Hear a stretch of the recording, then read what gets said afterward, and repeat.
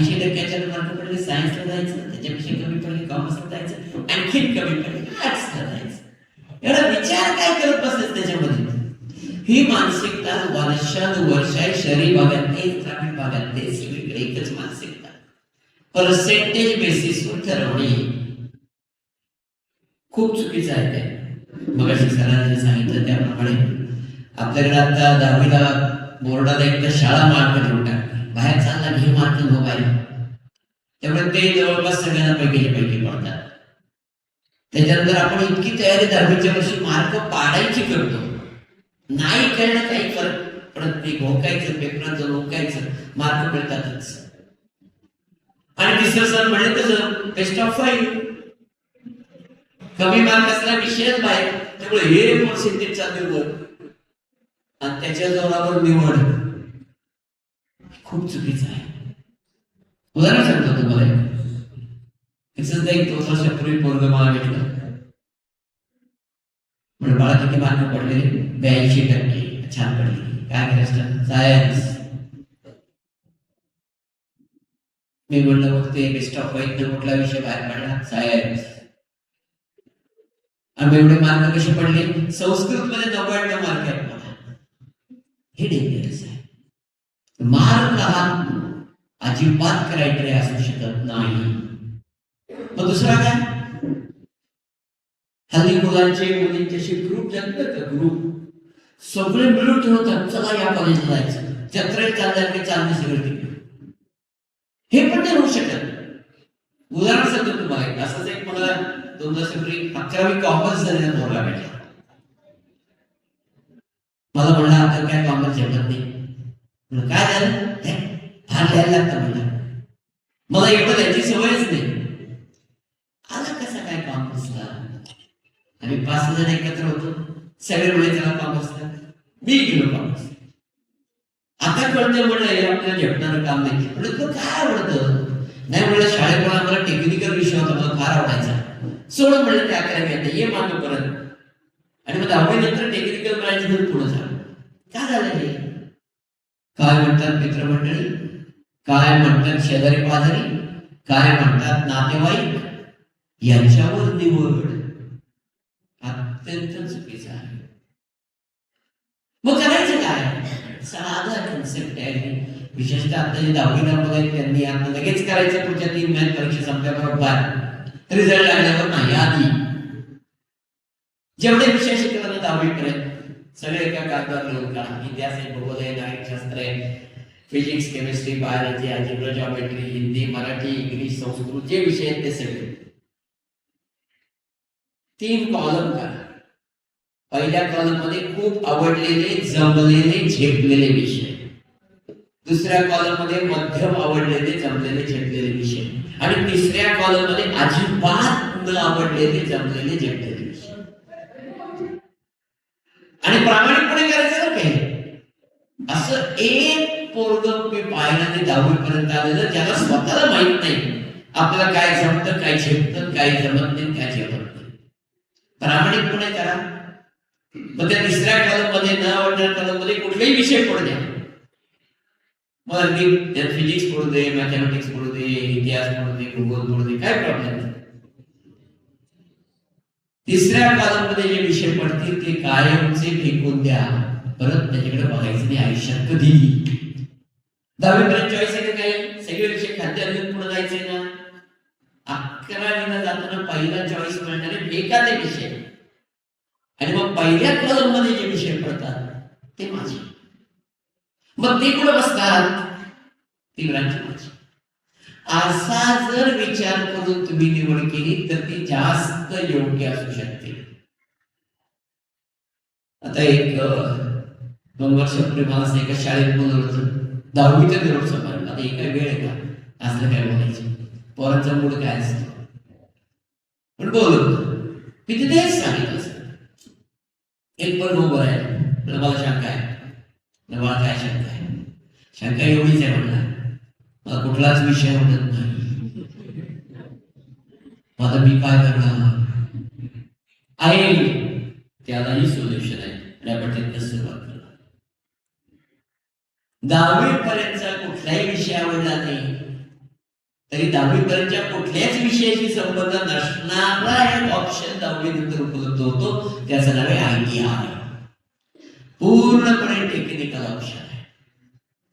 2 वर्षाचे, काही थोडे 3 वर्षाचे कोर्सेस आहेत की जे कोर्स केल्यानंतर आपण काहीतरी स्किल शिकतो. आता सध्या एक फार मोठ्या बोलबाला चालू आहे, हे सोशल मीडियावर तर फारच चालतं बाबा ते AI आर्टिफिशियल इंटेलिजन्स, नोकऱ्या खाणार. बिल गेट्स नावाचे एक सद्ग्रस्त आहेत, कदाचित नाव तुम्ही ऐकलं असेल त्यांचं. मध्यंतरी त्यांचा एक इंटरव्ह्यू झाला, त्यांनी असं सांगितलं की सगळेच फील्ड काय AI नोकऱ्या खाऊन नाही जाणार. मी म्हणले असं एक फील्ड सांगतो की AI आयुष्यात काही करू शकणार नाही, आणि त्यांनी फील्डचं नाव काय घ्यावं? प्लंबिंग. म्हणजे प्लंबिंग काही नाही करू शकत AI त्याच्यात. हे कुठं बसतं? ITI मध्ये बसतं. पण ITI झालं शिक्षण संपलं आता, असं अजिबात नाही. ITI झालेल्या विद्यार्थ्यांना डिप्लोमा इंजिनिअरिंगला प्रवेश मिळतो. डिप्लोमा इंजिनियर झालेल्या विद्यार्थ्याला डिग्री इंजिनिअरला प्रवेश मिळतो. म्हणजे याचा अर्थ ITI झाला म्हणजे शिक्षण संपलं हे खोटं आहे. पण आज टेक्निकल काम, स्किल बेस्ड काम, आम्ही मेक इन इंडिया म्हणतोय, मोठ्या प्रमाणावर मॅन्युफॅक्चरिंग सेक्टर वाढणार म्हणतोय. काम कोण करणार आहे? त्यासाठी लागणारे हात हे टेक्निकल नो-हाऊ असणारे लागतात, आणि ते ITI मधून निर्माण होऊ शकतं. 10वी नंतर सोपं आहे. जेवढे ITI महाराष्ट्रात सगळ्याचे एक फॉर्म आहे फक्त. प्रत्येक ITI ला 2 फॉर्म नाही भरायचा आहे, फक्त तुम्ही चॉईस द्यायचं मला कुठला पाहिजे. आणि आता खूप संधी यायला लागल्या. तुम्ही बघा ना, आता इथून जवळ आपल्याला नवीन आता एअरपोर्ट होतोय, तिथं प्रचंड संधी येत आहे. सगळ्या टेक्निकलच्या लोकांना कुठं संधी नाही असं नाहीच आहे. पोर्ट ट्रस्ट आहे, तिथं संधी आहे. काही प्रमाणात आपल्याकडे आता इंडस्ट्री यायला लागली इकडे, त्याच्यात संधी आहे. सो एक संधी येते ITI ची, आणि नाही आपल्याला वाटलं तर पुढे शिकत राहू, काही प्रॉब्लेम नाही. दुसरा ऑप्शन आहे तो म्हणजे आपल्याकडे MCVC किमान कौशल्य अभ्यासक्रम आहे, त्याला 12वी व्होकेशनल असं एक छान नाव दिलं. म्हणजे काय हो, इथे जवळजवळ 20 विषय आहेत, 20.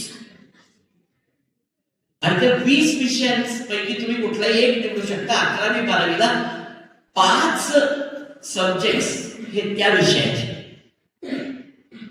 आणि इंग्लिश आणि मराठी अशा 7 सब्जेक्टची तुम्ही 12वीची परीक्षा देणार. आणि 12वीचं बोर्डाचं सर्टिफिकेट मिळणार आहे. 12वी झाली व्होकेशनल.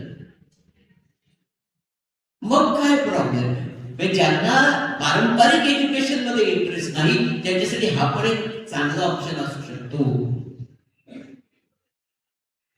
आणि मग त्याच्यानंतर तुमच्या हातात आहे, तुम्हाला वाटलं पुढे शिकावं, BA करावं, BCom करावं, करताच येईल. तुम्हाला वाटलं नाही मला तर जे काही शिकवलं त्यातच पुढे जायचंय, जाता येईल. आपल्याकडे BSc व्होकेशनल पण आलेलं आहे, म्हणजे BVOC त्याला म्हणतात, बॅचलर ऑफ व्होकेशनल. 12वी कुठल्याही स्ट्रीम मध्ये झालेला इन्क्लुडिंग 12वी व्होकेशनलच्या विद्यार्थ्यांना बॅचलर ऑफ व्होकेशनलला प्रवेश मिळतोच, काही प्रॉब्लेम नाही. आणि हा BVOC कोर्स इतका छान डिझाईन केलाय, विशेषतः अशा करता डिझाईन केलाय की आवश्यक ती स्किल असलेली मॅनपॉवर निर्माण करायची.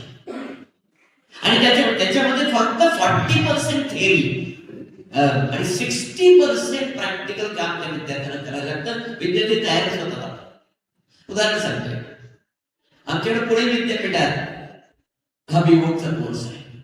काय सुंदर त्याच्यात त्यांनी कोर्सेस घेतले. बरं, एक आहे त्याच्यात सोलर टेक्नॉलॉजीवरचा कोर्स आहे. आता तुम्ही बघितलं तर प्रधानमंत्री सूर्यघर योजना नावाची जी योजना आली आहे, 1 कोटी घरांवर सोलर बसवायचे, आणि त्यातले महाराष्ट्राने टार्गेट घेतलंय 25 लाख सोलरचं. आता सगळीकडं ग्रामीण भागात शेतकऱ्यांना सोलर पंप दिले जात आहेत.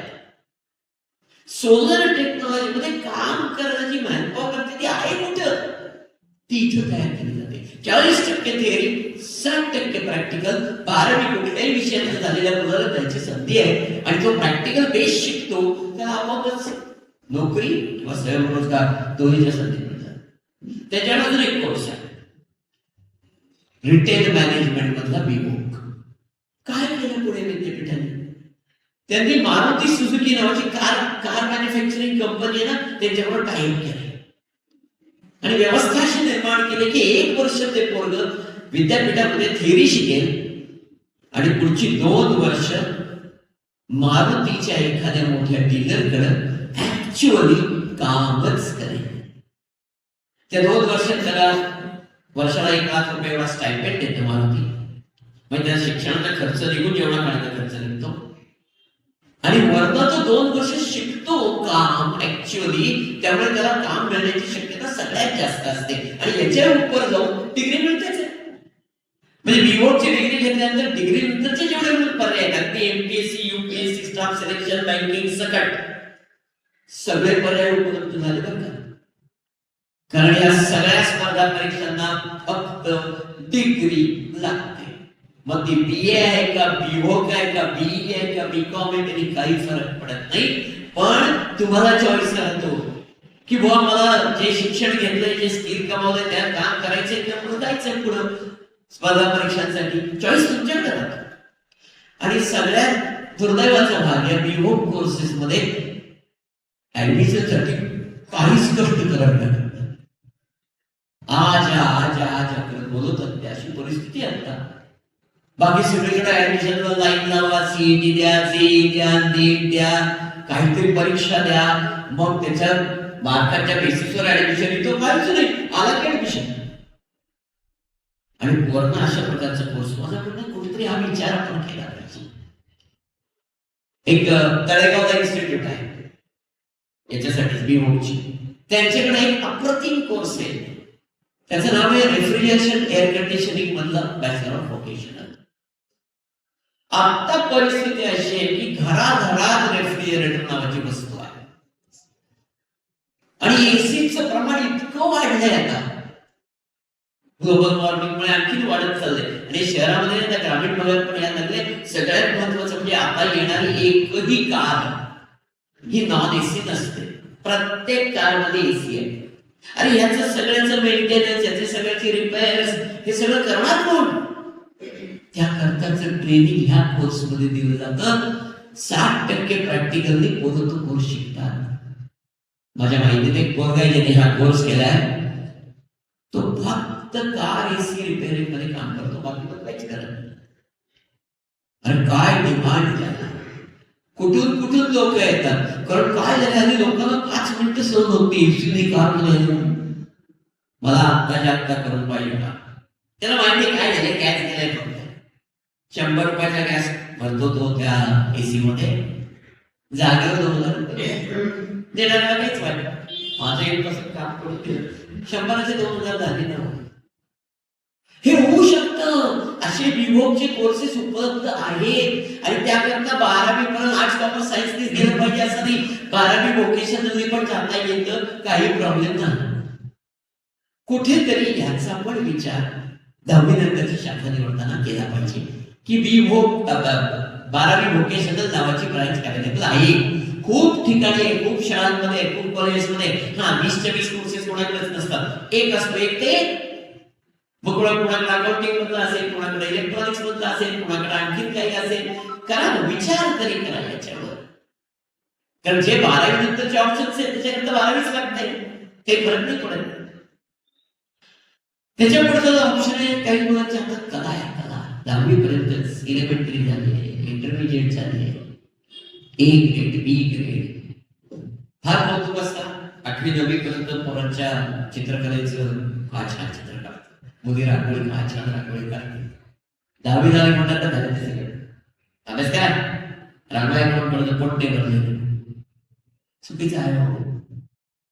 10वी नंतर एक डिप्लोमा कोर्स आहे, डिप्लोमा इन फाईन आर्ट्स नावाचा,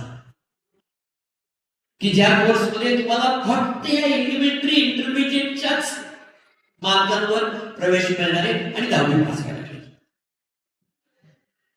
आहे ना. वेगळा ऑप्शन आहे. आणि मग मल्टीमीडिया ऍनिमेशन पासून ते ऍडव्हर्टायझिंग पर्यंत अनेक क्षेत्रामध्ये ही मुलं पुढे गेलेली आहे.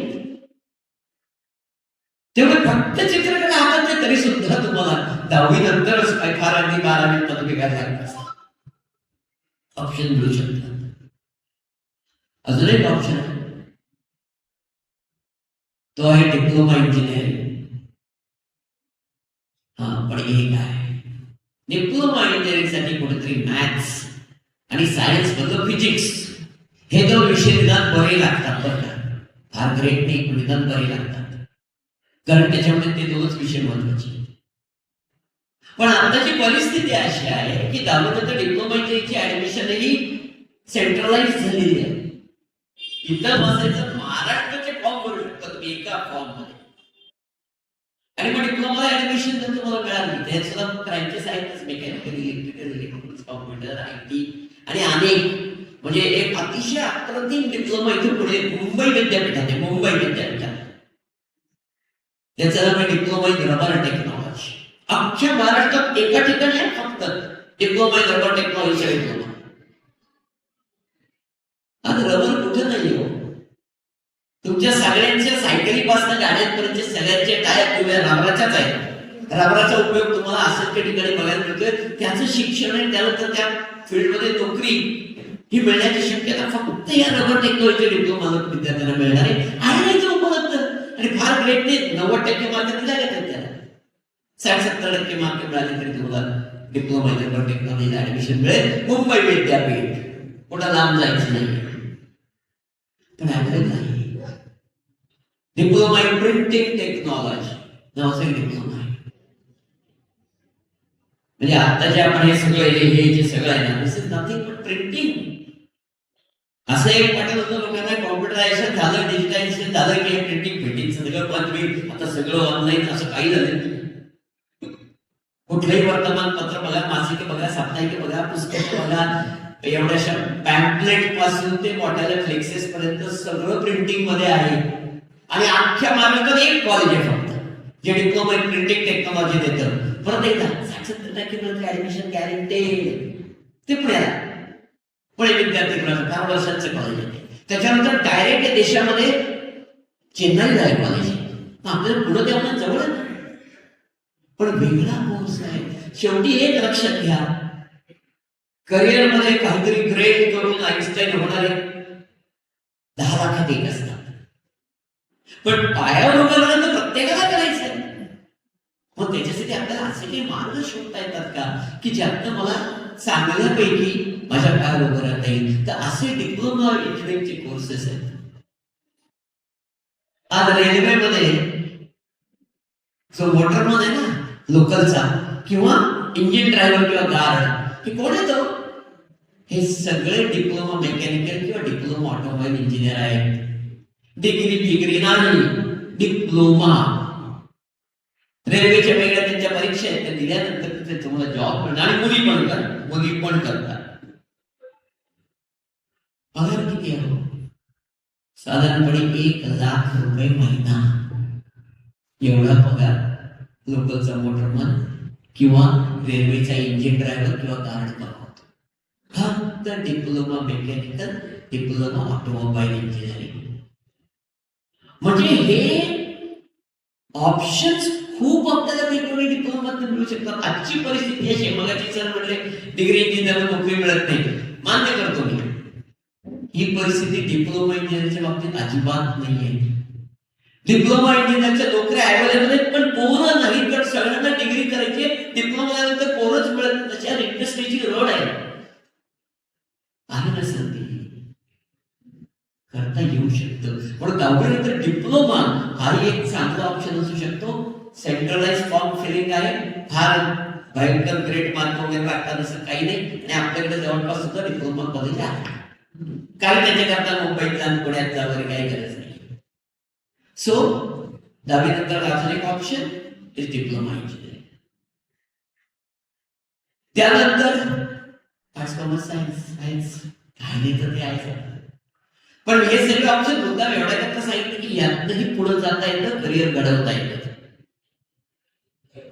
पण तरीही बरेच जण, म्हणजे मी जे काही बघतोय की नाही ते सायन्स बघायचं, पालकांचाही आग्रह जास्त असतो सायन्स बघायचं. कशाला, भरपूर ऑप्शन्स.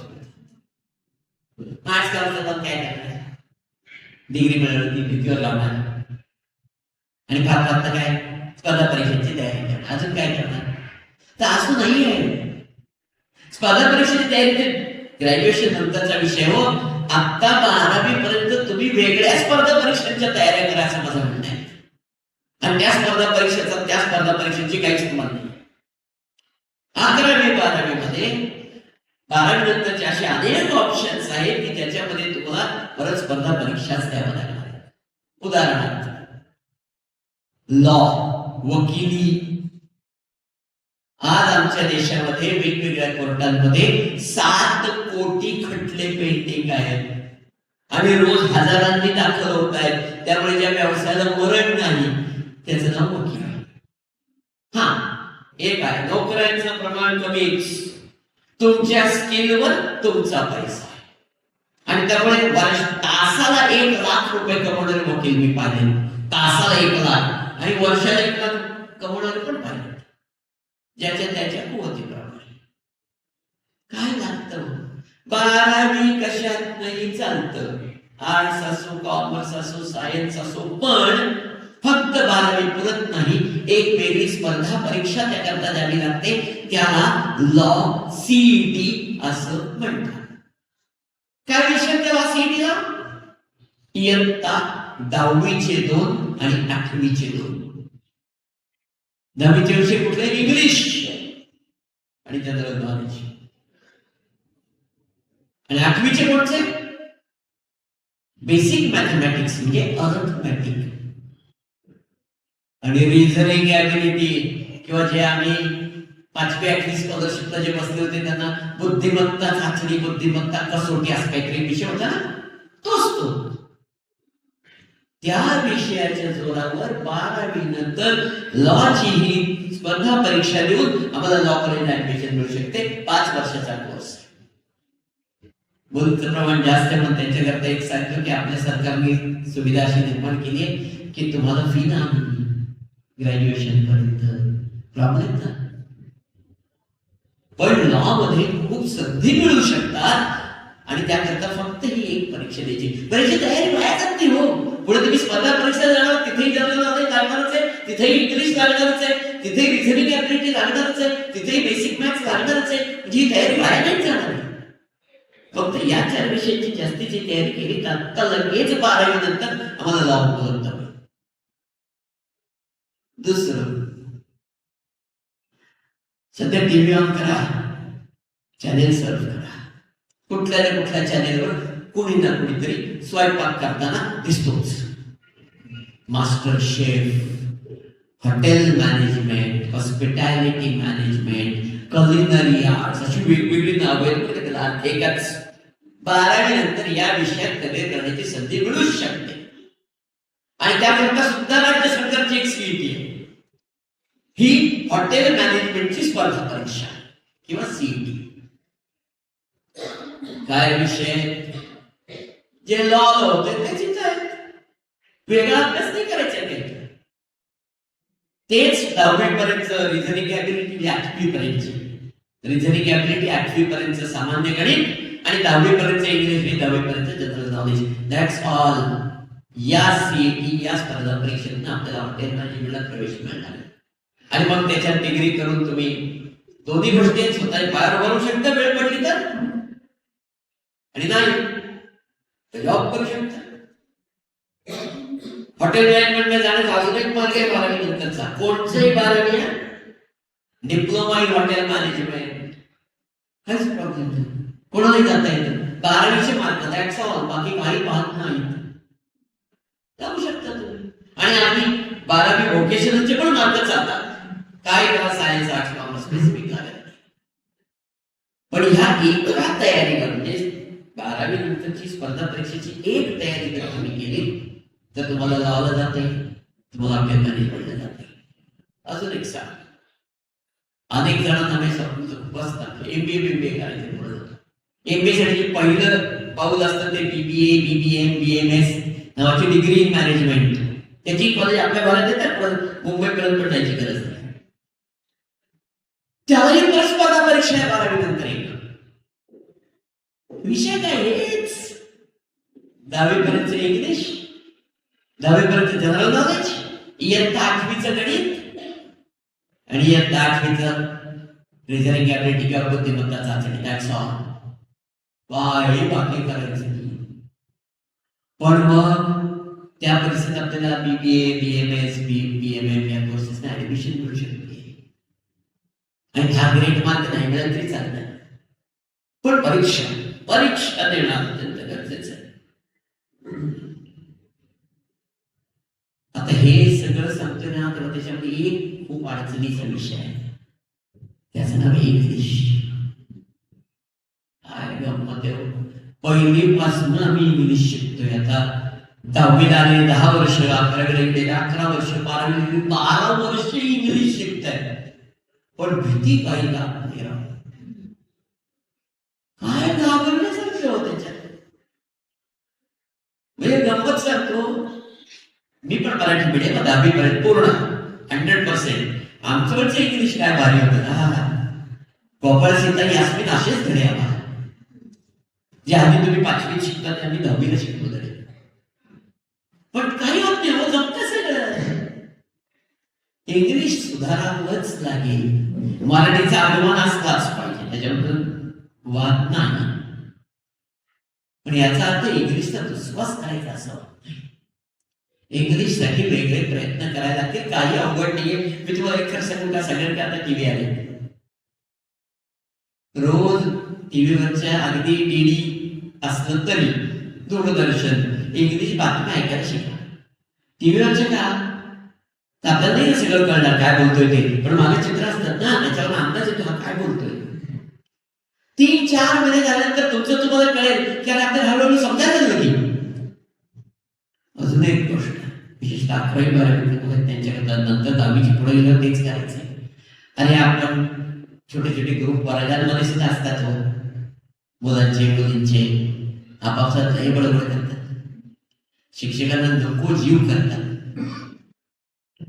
आपापसात ठरवा ना, आठवड्यात 1 दिवस फक्त एकमेकांची इंग्लिश मध्येच बोलणार. काय नाही, पहिले 2-4 महिने त्या दिवशी कुणीच कुणाशी बोलणार नाही. काय नाही, ते शिक्षक तरी कोशात शांत बसले. पण हळूहळू सगळ्यांच्या लक्षात आले, सगळे एकाच लाईनीचे लोक, एकाच बोटीतले प्रवासी, लागू की बोलायला लागा बोलायला. आणि तिथे फायदा कुठला होतो माहितीये, तुम्ही येथे 3-4 महिने ऐकले ना ते टीव्हीवरचं, आपोआप ते शब्द तुमच्या तोंडात बाहेर यायला लागतात. अरे असं म्हणतात, ज्ञानेश्वरांनी रेड्याच्या तोंडून वेद बदलले. ऐकली ना स्टोरी आपण, रेडा कुठला रस्त्यावरचा नव्हता, त्यांच्याकडे होता. अरे रोज ते वेद म्हणायचे, ऐकून ऐकून ऐकून ऐकून रेडा वेद म्हणायला लागला. आपण माणसं आहोत ना. 3-4 महिने इंग्लिश ऐकल्यानंतर बोलता नाही येणार. प्रयत्न तर करा, प्रयत्न करायला ह्याला पैसे पडत नाही. कुठलाही फाड इंग्लिशचा क्लास लावून कोणालाही 10 दिवसात इंग्लिश सुधारता आलेलं नाही. त्यातच फक्त सुधार होतो तो त्याच्या आर्थिक परिस्थितीत क्लास लावायची. तुमच्यात काही फरक नाही पडणार. स्वतःहून प्रयत्न करता प्रोसेस 1 वर्ष, 1.5 वर्ष, 2 वर्ष तुम्हाला हे करावं लागेल. पण याचा फायदा तुम्हाला नंतर. पण हे सगळे जे काय मी सांगते, हे सगळं इंग्लिश विषय आहे. आणि त्यात इंग्लिश व्याकरण आहे, इंग्लिश कॉम्प्रिहेन्शन आहे. कॉम्प्रिहेन्शन तर आम्हाला 10वीला पण आहे. पण ह्याच्यात आपल्याला थोडं जास्तीचा अभ्यास करायचा आहे. पण हे ऑप्शन्स मिळत आहेत, हे लक्षात घ्या. 12वी कशातही केल्यावर सुद्धा, मगाशी मी जो सांगितलं तुम्हाला फाईन आर्ट्सचा ऑप्शन, हा जसा डिप्लोमा आहे 10वी नंतर, तसा 12वी नंतर डिग्री कोर्स आहे फाईन आर्ट्स. त्यालाही वेगळी स्पर्धा परीक्षा आहे, CET म्हणतात त्याला, BFA CET. काय विषय?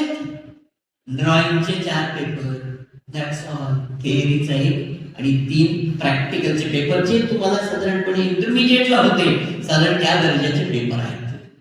आणि मग जगातली बेस्ट इन्स्टिट्यूट मुंबईत आहे, जे स्कूल ऑफ आर्ट्स नावाची, तिथे ऍडमिशन मिळू शकते. इथल्या विद्यार्थ्यांना काही प्रॉब्लेम नाही, फक्त ड्रॉइंग, बाकी काही लागत नाही. त्याच्या स्पर्धा परीक्षा करू शकतो ना आपण.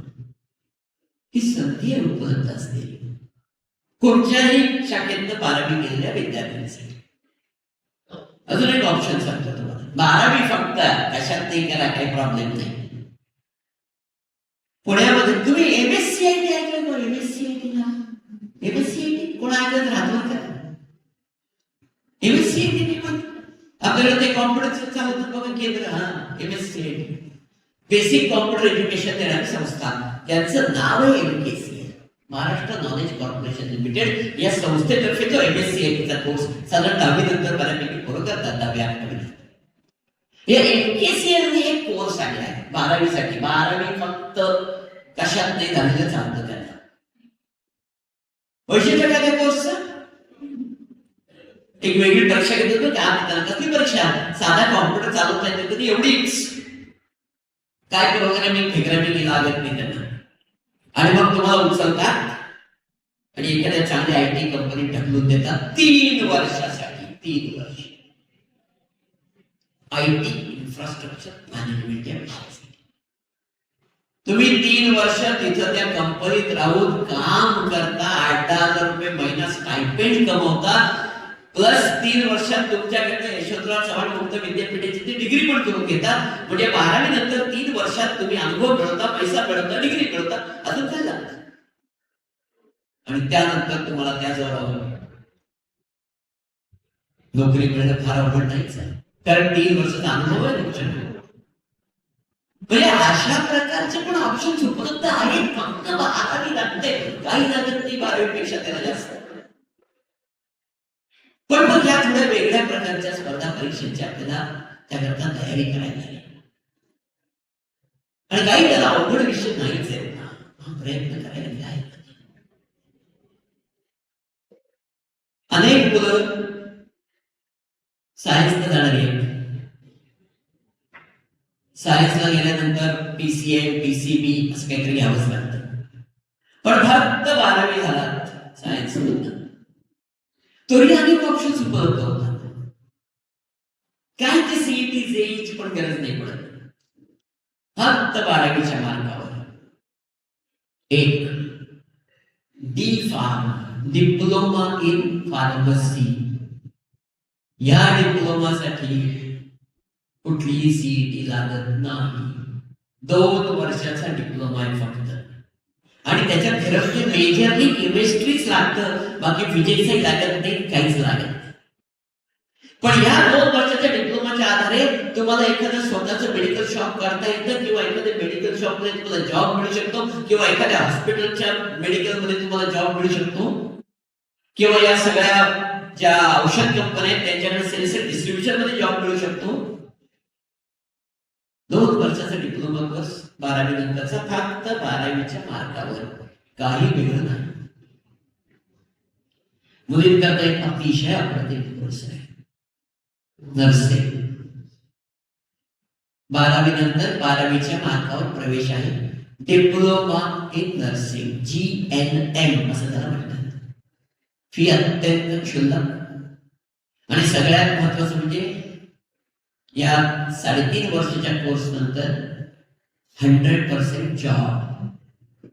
हा थोडस आमच्याकडे सामाजिक प्रतिष्ठा नाहीये त्याला नर्सिंग या, काय दुर्दैव असेल त्यासर. म्हणजे ज्याला खरी प्रतिष्ठा मिळाली पाहिजे तर प्रतिष्ठाच नाही. भारताने वर्ल्ड रेकॉर्ड केलं कशात? 100 कोटी लोकांचं लसीकरण केलं कोरोना काळात. कोणी केलं? डॉक्टर्सनी केलं नाही ना, नर्सेसनी केलं. त्यांना नाही क्रेडिट दिलं जात. आमच्याकडे एक दुर्दैव आहे. पण तुम्ही नर्सिंग मधला डिप्लोमा केला, 2 वर्षाचा फक्त अनुभव घेतला, अख्ख्या जगाची दारं उघडी आहे. म्हणजे आज जेवढे सॉफ्टवेअर प्रोफेशनल बाहेर जात नाही, त्याच्यापेक्षा जास्त नर्सेस भारताच्या बाहेर जातात. मग काय आमच्या केरळने घेतलाय फक्त. का? केरळमध्ये मुली, महाराष्ट्रात कोण आहेत? मुली नाही. बाबा काय झालंय? त्यांच्याकडे ट्रेंड आहे, नर्सिंग झालं, अनुभव घ्यायचं, जे सुटायचं. आणि आज परदेशामध्ये पगार किती येतो नर्सेसला? रुपयांच्या भाषेत बोलायचं 3 लाख रुपये महिना. आणि मुख्य म्हणजे डॉक्टरच्या खालोखाल मान मिळतो त्यांना. आणि काम कमीच, आपल्याला काम करायला लागतं. परदेशात ते बरं आहे, काम कमी, अवर्स ठरलेले, इथं 12 तास, तिथं 8 तास, चेंज करा. पण नाही जात ना. खरा प्रॉब्लेम तो आहे. 12वी सायन्स बाकी काही नाही लागत त्याला, पण मी जात नाही. का नाही विचार करू शकत आम्ही असा? आणि मग त्याला आणखी जास्त शिकायचं, त्याच्याकरता 12वी नंतर डिग्री नर्सिंग पण आहे, BSc नर्सिंग 4 वर्षाचा कोर्स आहे. त्याच्याही नंतर सेम ऑपॉर्च्युनिटीज उपलब्ध होतात, फक्त त्या डिग्री नर्सिंग साठी एक वेगळी CET द्यायला लागते, परत स्पर्धा परीक्षा PCBची. पण ती स्पर्धा परीक्षा ती वेगळी आहे, त्याचा नीटशी काही संबंध नाही, ती वेगळी स्पर्धा परीक्षा आहे, ती तुम्ही जाऊ शकता तुम्ही, काही प्रॉब्लेम नाही. 12वी नंतर तुम्ही फक्त नीट दिली तर म्हणजे माती किती पडते काय फरक नाही पडत, तरी तुम्हाला 12वी नंतरची डिग्री कोर्सेस उपलब्ध आहेत, जे ज्याला वेगवेगळ्या प्रकारचे टेक्निशियन म्हटलं जातं. X ray technician, CT scan technician, radiology technician किंवा लॅबोरेटरी टेक्निशियन, हॉस्पिटल टेक्निशियन, असे टेक्निशियनचे 7 ते 8 कोर्सेस आहेत की त्यानंतर तुम्हाला जॉब मिळालाच पाहिजे. आणि परत फक्त 12वीचे मार्क आणि नीट दिलेली, दॅट्स ऑल, बाकी काही लागत नाही. पण हे पण करता येऊ शकतं, म्हणजे सायन्सला गेल्यावर सगळ्यांनाच काही डॉक्टर इंजिनियर झालं पाहिजे असं बंधन नाही हो. हे सुद्धा करता येतं, ज्यातनं तुम्ही उत्तम पैसा मिळवू शकता, उत्तम सुद्धा बाहेर उभं राहू शकता, आणि याची गरज सगळीकडेच आहे. म्हणजे जिथं हॉस्पिटल, तिथं एक्सरे डिपार्टमेंट, तिथं माणूस ते लागणारच. कुठेतरी आम्हाला या वेगळ्या विषयांचा, वेगळ्या गोष्टींचा विचार करता येतो का हे बघायला पाहिजे. इंजिनिअरिंग मध्ये तेच येतात, CET JEE पोरं देतात. CET दिली, JEE नाम राहिलं, CET दिली फक्त, तरी CET मधनं सुद्धा असे काही कोर्सेस आहेत की जे अगदी एकेका कॉलेजात आहेत आणि ऍडमिशन मिळणं अजिबात अवघड नाही. तसं मी मगाशी म्हणलो, प्रिंटिंग अँड पॅकेजिंग टेक्नॉलॉजी मधलं इंजिनिअरिंग अवेलेबल आहे, पुण्यात एकच कॉलेज आहे आणि ऍडमिशन अवघड नाही. CET ला कमी मार्क असतील तरी मिळेल. इथे आपल्याकडे बाबासाहेब आंबेडकर टेक्निकल युनिव्हर्सिटी आहे लोणावळ्याला, त्यांच्याकडे पेट्रोलियम इंजिनिअरिंगचा कोर्स आहे, ऍडमिशन मिळेल, काही प्रॉब्लेम. त्यामुळे इंजिनिअरिंगला गेल्यावर ठरलेलेच mechanical, electrical, electronics, computer, IT courses केले पाहिजेत का हो? तर नाही. वेगळ्या प्रकारचे इंजिनिअरिंग पण अवेलेबल आहे, त्याचे मुख्य म्हणजे कमी CET मार्क असते तरी मिळू शकतात. त्याकरता तो बँकर स्कोर 99% वगैरे आणायला लागत नाही. हेही कुठेतरी समजून घेण्याची गरज आहे. ज्यांच्या हातात कला आहे, क्रिएटिव्हिटी आहे, त्यांच्या डिझायनिंग नावाचा एक अप्रतिम कोर्स आहे, आणि त्याची एंट्रन्स वेगळी असते पूर्ण.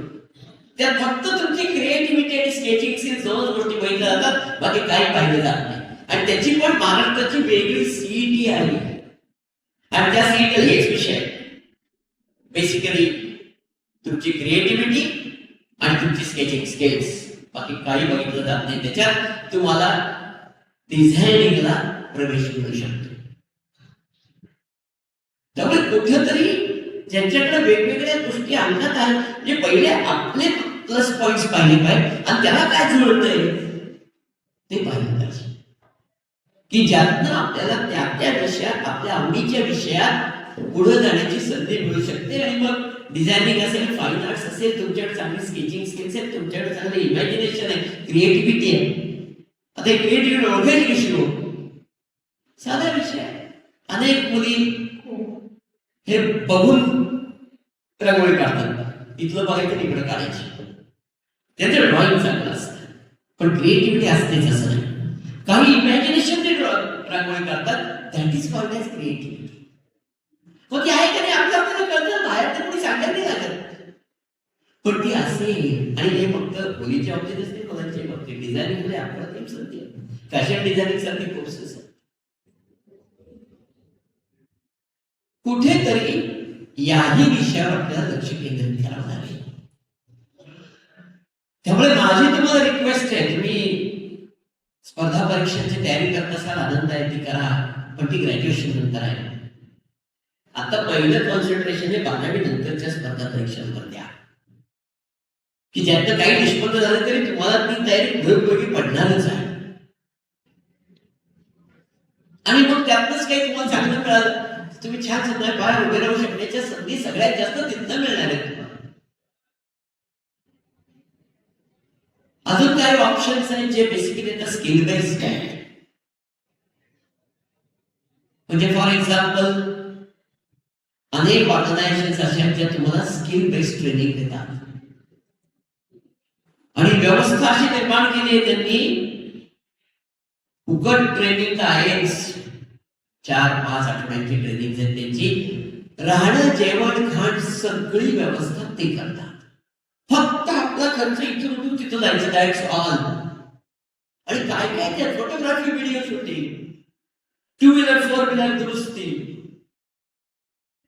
मुलींकरता बेसिक शिवणाचं ट्रेनिंग, ऍडव्हान्स शिवणाचं ट्रेनिंग, फॅशन डिझायनिंग, असे कोर्सेस आहेत. आणि मुख्य म्हणजे फ्री आहे.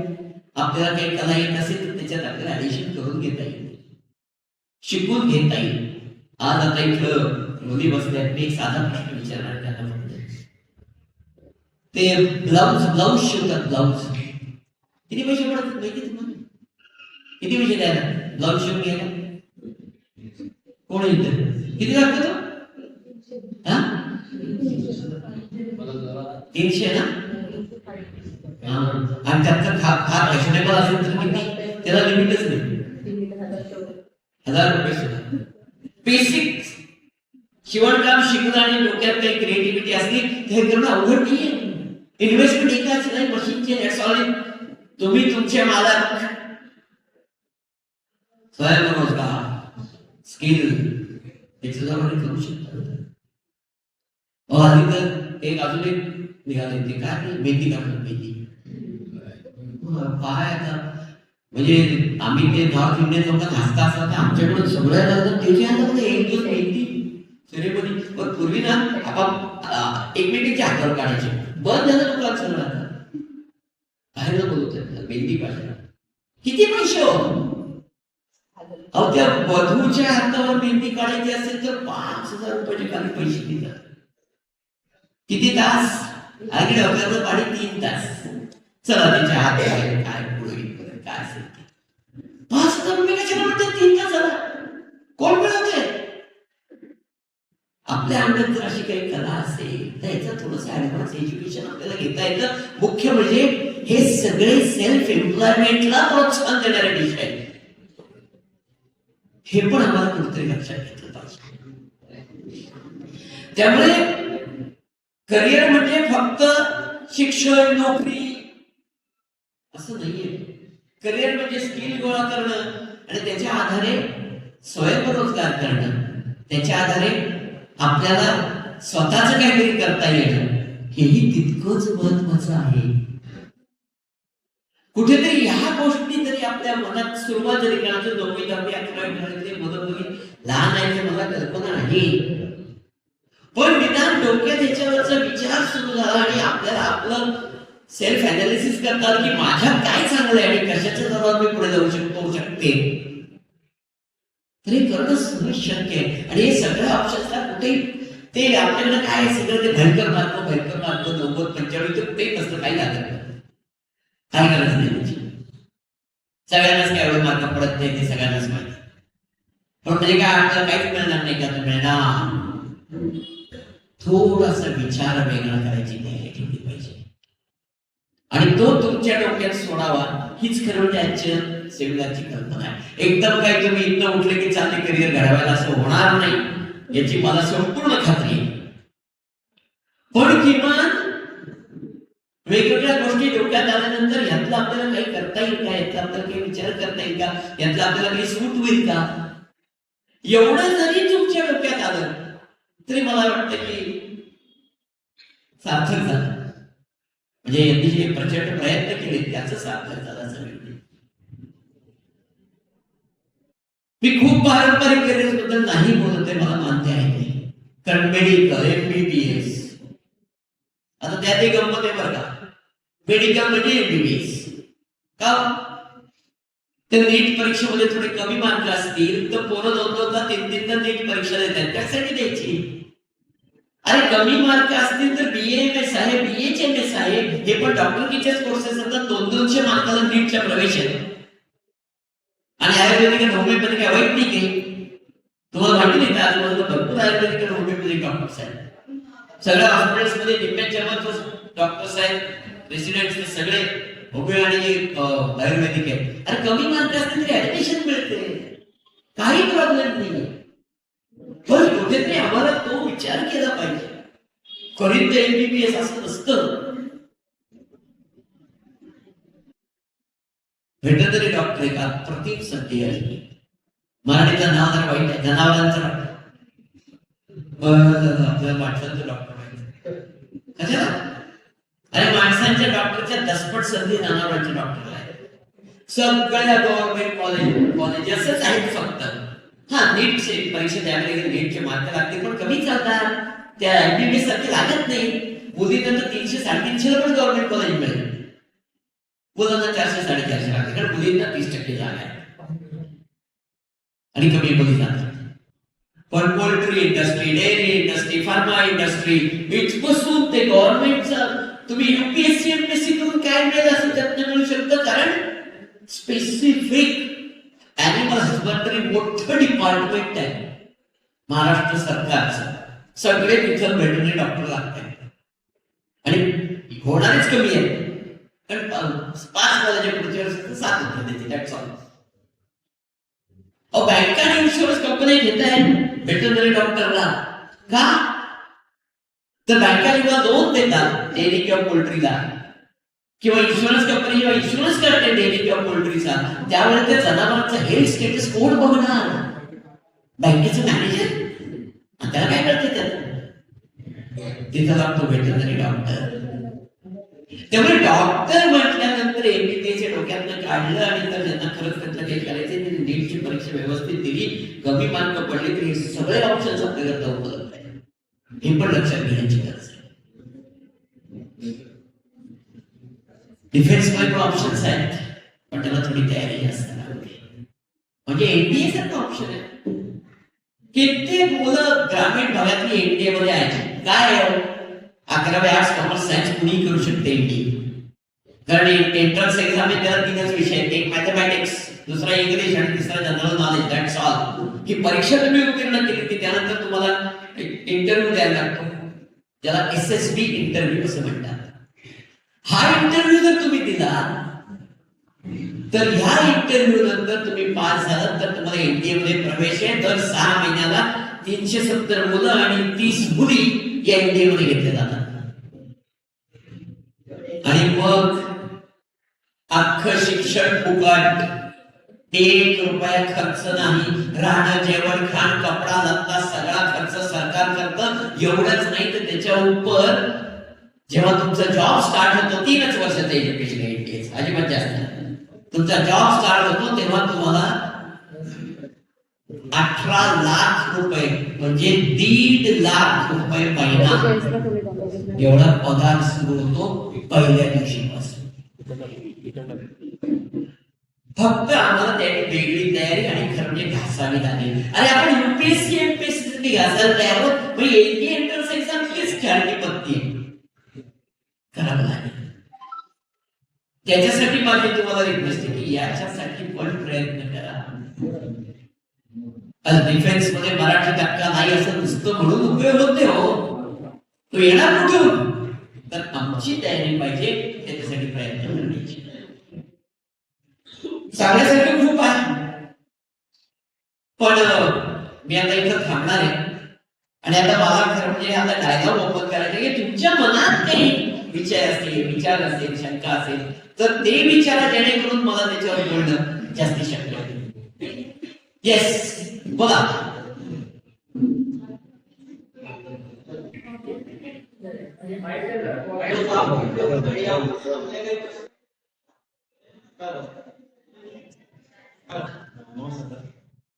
तुम्ही सिनियर्स NDA सांगेल ना.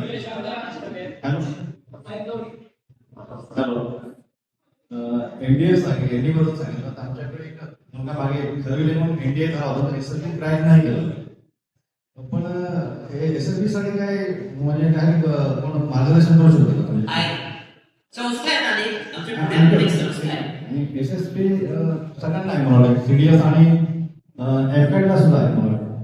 हे बघा एक लक्षात घ्या ऑफिसर म्हणून जर डिफेन्स सर्व्हिसेस मध्ये जायचं असेल आर्मी नेव्ही एअरफोर्स तर SSB is must service selection board interview तो थोडा लेंदी असतो 5 दिवस चालतो आणि त्याच्यातनं जाऊन सुलाखूनच घेतात कारण तुम्हाला ऑफिसर म्हणून घ्यायचे तिथे. पण त्याचे मार्गदर्शन करणाऱ्या अनेक संस्था आहेत म्हणजे पुण्यातही एक चांगली संस्था आहे त्यांचे रिझल्ट खूप चांगले आहेत एसएसबीचे कर्नल ब्राह्मणकरांचे अपेक्स करिअर्स म्हणून आहे. मी तुम्हाला देईनच काय हवं असलं तर. पण थोडस मार्गदर्शन करा किती 3 आठवड्याचं मार्गदर्शन लागतं त्यापेक्षा जास्त लागत नाही. ज्यांचं रिटर्न थ्रू झाली आहे त्यांच्याकरताच फक्त ते मार्गदर्शन घेतात की ज्यांना एसएसबी ला जायचं. त्यामध्ये मला वाटतं डिग्री कंपल्सरी नाही एनडीए साठी 12वी कंपल्सरी आणि सीडीएस किंवा एफकॅट यांच्याकरता डिग्री कंपल्सरी. सीडीएस ला कुठली डिग्री चालते एफकॅटला पण कुठली डिग्री चालते पण 12वी पर्यंत फिजिक्स मॅथ्स असतं कंपल्सरी. पण त्या 2 स्पर्धा परीक्षेसाठी मात्र डिग्री लागते. पर्सेंट काय चालेल 60% पास असलं तरी तुम्ही फार मोठे तुम्ही मिळालं त्याचं कसं आहे की ते हिट डॉक आहे 60 म्हणजे 60 55 म्हणजे 55 तिथं ते एक मार्क कमी करतात. सर आणखी म्हणजे माझ्या मुलीने हे केलं होतं एफएड साठी ट्राय होते तिने साईड बाय साईड त्यांचं एनसीसी केलं होतं त्याच्यात तिला A ग्रेड मिळालेला तिला तिथून एसएसबी ला संधी आहे. एसएसबी संधी आहे तिला 2 वर्षातून 2 ला 24 वर्षात संधी आहे. एनसीसी स्पेशल एंट्री स्कीम असं त्याला म्हणतात पण सी सर्टिफिकेशन लागतं किमान बी ग्रेड मध्ये. A ग्रेड हा काही प्रॉब्लेम नाही. स्पेशल वुमन एंट्री स्कीम पुण्यात एनसीसीच्या त्यानंतर तिला अप्लाय करायला हवा रिटर्न लागत नाही डायरेक्ट एसएससी कोर्स हे आहे एक्झाम द्यायची आपल्याची जाहिरात दिला ना जाहिरातीमध्ये सगळे डिटेल्स असतात. बेसिक क्वालिफिकेशन काय किती टक्के लागतील आणि त्याहीपेक्षा जास्त म्हणजे मेडिकल चेक करून घ्या कारण त्याच्यात जे मेडिकल स्टँडर्ड्स आहेत अफकॅट मध्ये फार महत्वाचं आहे कारण एअरफोर्स म्हटल्यानंतर त्यांच्यावर खूप भयंकर रिस्ट्रिक्टेड आहे सगळं. म्हणजे कलर ब्लाइंडनेस आपला समज कलर ब्लाइंडनेसचा जवळ तो हिरवा निळा पिवळा ओळखता आला पाहिजे त्यांचा समज खूप वेगळा आहे. त्यामुळे त्यांची जी स्पेशल कलर ब्लाइंडनेसची टेस्ट आहे ती कुठल्याही ऑप्थॉल्मॉलॉजिस्टकडे होते ती करून घ्यायला पाहिजे कारण सगळं होऊन तुम्ही तिथं जाऊन आळा करण्यात काहीच मजा नाही. सो ती एकदा करून घ्या.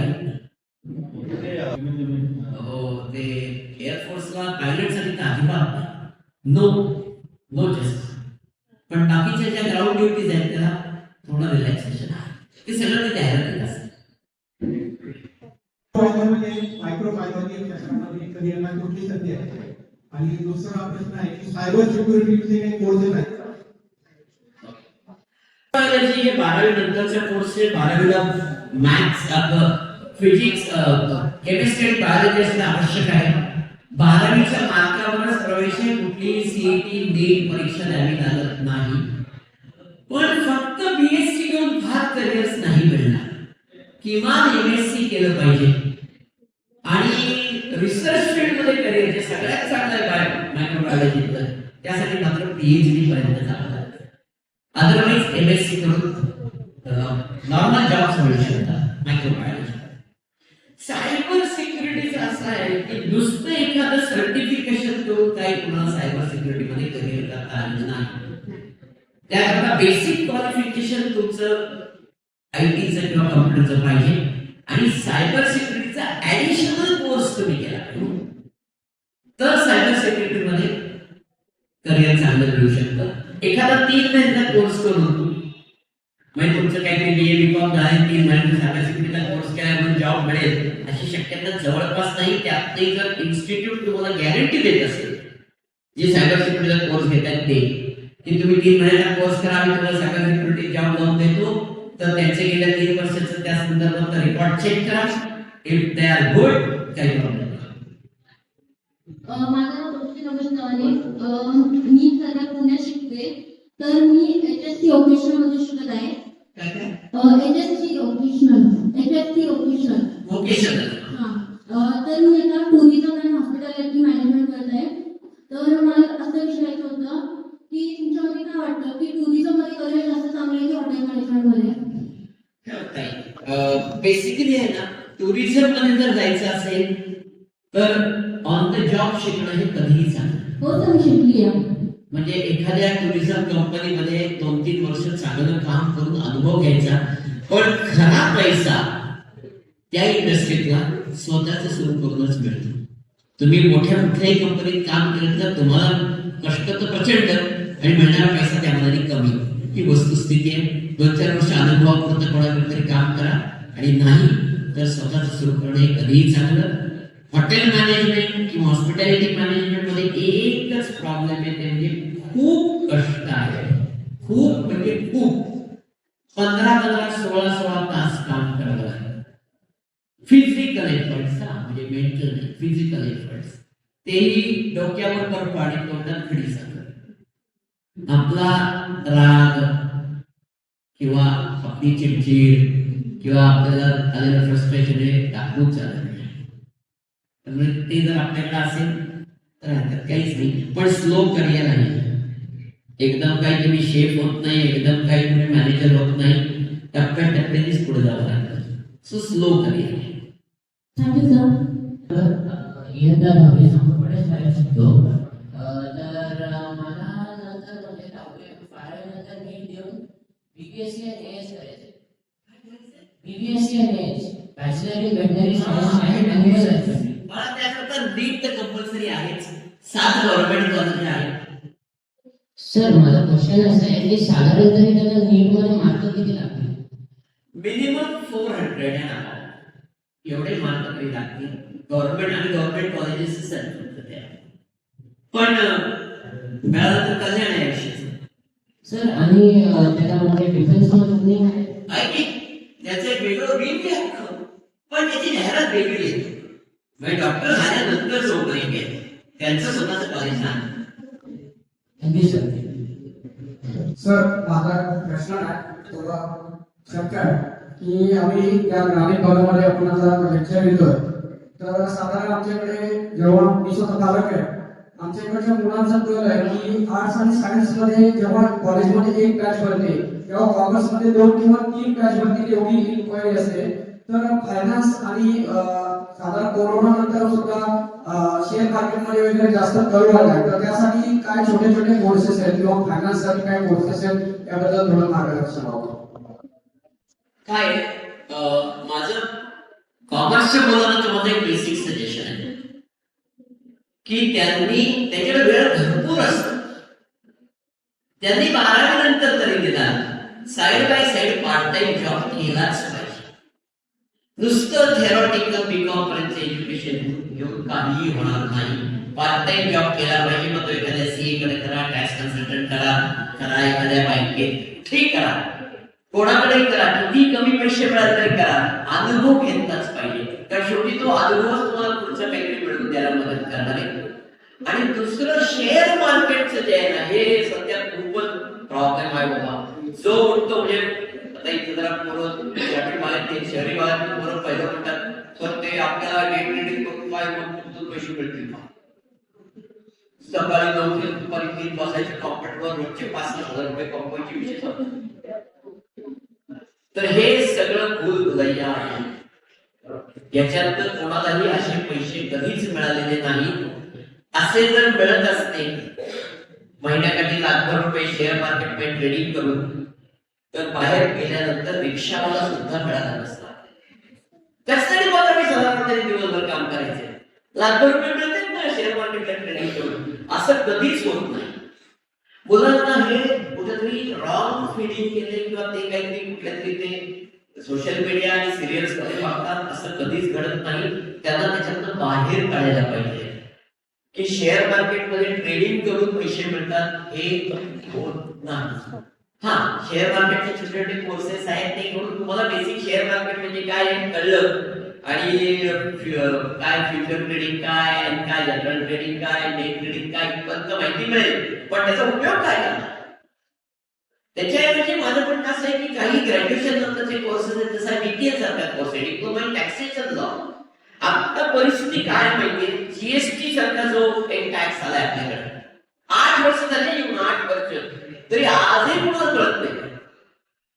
त्यामुळे त्याच्यात काम करणाऱ्या माणसाला तर इतकी डिटेल भरायला लागतात आणि छोट्या छोट्या लोकांसाठी सुद्धा खूप त्रास लागतात आणि ते काही फार लवकर सुधारेल असं मला वाटत नाही. त्यामुळे टॅक्सेशन मध्ये चांगल्या संधी आपल्याला मिळू शकतात, पण परत एकदा प्रॅक्टिकल एक्सपिरियन्स आणि एक्सपोजर याला पर्याय नाही, फक्त थेरी शिकून काही होत नाही. सर माझे 2 प्रश्न आहेत. काय करिअरच्या संधी आहेत आणि दुसरा जे काय आता भारताची तरुण पिढी, भारत हा तरुणांचा देश म्हटला जातो, तर अग्निवीर सारखी जी केंद्र शासनाची ही योजना आहे संरक्षण क्षेत्रामध्ये, तर त्यात काही करिअर करता येईल का? अग्निवीर योजना चांगली आहे, याच्यात काही वाद नाही. मुलांना 4 वर्ष एक अतिशय चांगलं डिसिप्लिन ट्रेनिंग तर मिळेलच, त्यानंतर त्यांना चांगलं व लमसम पेन्शन नाही मिळत, त्यांना लमसम अमाऊंट मिळेल. त्याच्यासाठी अनेक ठिकाणी राखीव जागा ठेवलेल्या आहेत पुढे जॉब साठी, so it's a good option.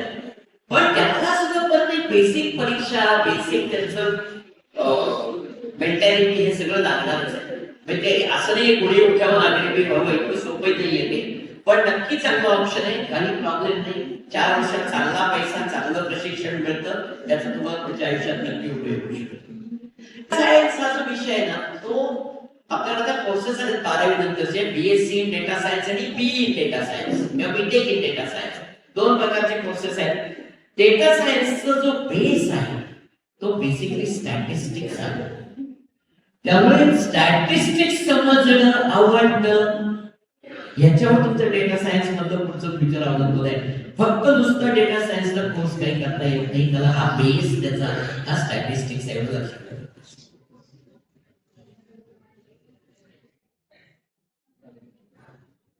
Sir माझं नाव सौंदर्य यादव आहे, मी आता 11वी. तर माझा प्रश्न असा आहे की 10वी नंतर पोरांना जे सुट्ट्या पडतात 3 किंवा 4 महिने, त्याच्यात त्या स्किल शिकायला पाहिजे की 11वीचे क्लासेस लावायला पाहिजे? 11वीचे क्लासेस हे जून पासून सुरू होतात. आपली परीक्षा संपणार मला वाटतं काहीतरी ते 17 मार्च का 18 मार्च, 18 मार्च.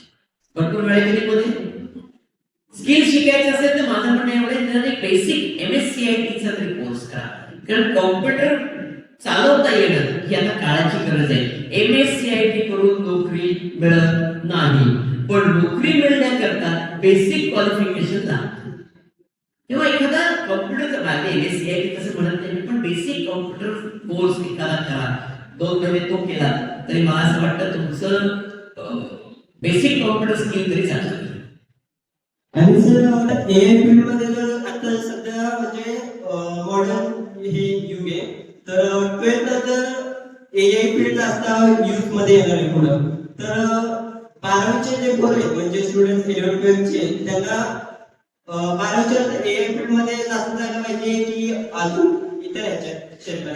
कसं आहे, AI चे डायरेक्ट फार कमी ठिकाणी कोर्सेस आहेत. BSc AI आलाय, BTech किंवा BE AI आलाय, पण ही क्वालिटी खूप कमी आहे, त्यामुळे ते खूप हाय स्कोअरला त्यांना ऍडमिशन आहे. पण नॉर्मल कॉम्प्युटर सायन्स किंवा नॉर्मल इन्फॉर्मेशन टेक्नॉलॉजी इंजिनिअरिंग हे जरी केलं आणि मग AI चे एका दुसरे कोर्सेस केले त्याच्या जोडीला, तरी थँक्यू सर.